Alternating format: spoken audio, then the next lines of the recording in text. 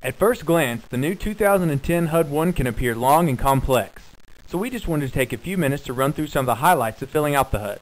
Since it's long, we'll need to do this in parts. First, you see all the information that you need to fill in, like the buyer's and seller's name, addresses, and things of that nature. As you scroll down, we get to the 400 fields to fill out the gross amount due to seller. The first we fill out is line 401, which is the contract sales price. Next, in line 409, is where you put in the prorated taxes if the seller has previously paid their taxes and are getting a credit. We're going to pay taxes, so we'll leave it blank and address taxes down in the 500s. The next line is 420, which makes the gross amount due to seller the same as line 401 because there are no taxes due back to the seller. Now in the 500s, we get to the seller's reductions, and we start with the settlement charges in line 502. And then on down to the payoff of the first mortgage in line 504. If there's a second, you can put it right below.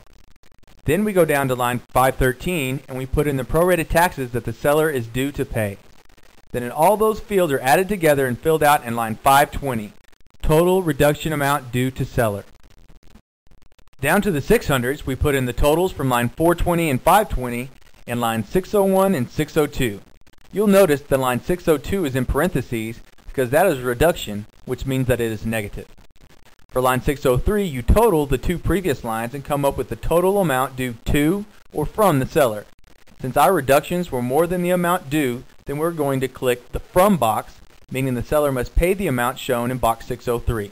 In English, it means in this case the bank doing the short sale is going to lose $16,440, and that's the number they're looking for.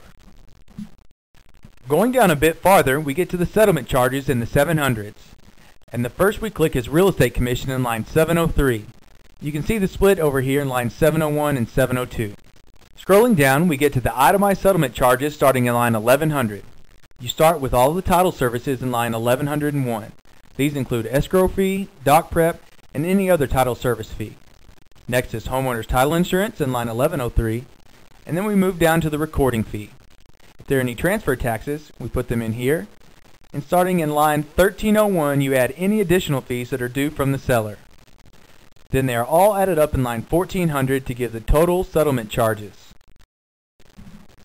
The new 2010 HUD-1 seems complicated, but hopefully this tutorial will help you in filling one out. But remember, with ChicagoAgent PRO, you can do the whole thing in less than 3 minutes by clicking Short Sale.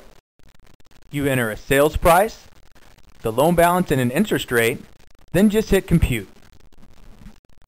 We'll see all of our results and you can just hit Print. And we have an auto-filled 2010 HUD-1. In just minutes, we've filled it out from top to bottom. So if you're not using ChicagoAgent PRO, you should be. Contact your local Chicago Title representative today.